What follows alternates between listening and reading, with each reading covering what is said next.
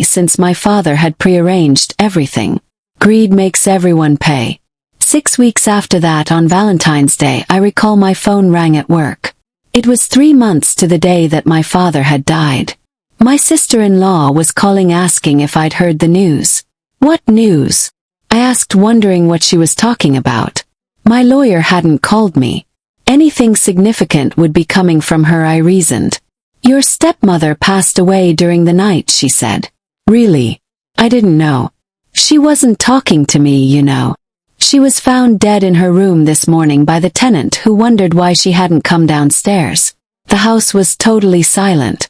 A heart attack, apparently. I wanted to let you know as soon as possible, she continued. I thanked her for calling, then let my attorney know, who would have no idea what had just happened. What was the legal significance of this for me?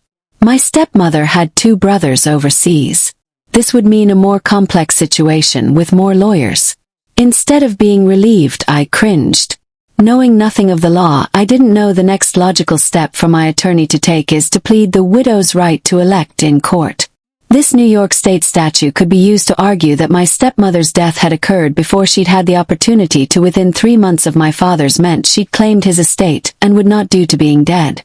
I didn't know what that statute meant. The judge decided that my stepmother, being dead, had not and could not take advantage of the widow's right to elect. My father's will had never been admitted to court. In fact, it had been thrown out of court altogether. Her death thus removed her from consideration in any inheritance. This left me the sole inheritor to his estate. It took a number of months, but I finally settled into my father's house. Renovations were desperately needed, and in view of these expenses, I kept on a tenant who'd been in the house for years. Talking and making arrangements with contractors made me forget Aida's prophetic words that this inheritance would be expensive. I'd assumed she meant emotionally, and that turned out to be true, very true. It was the end of July, 5 months since my stepmother's death. The day had been exceptionally hot. The heat wave didn't ease up even at night time.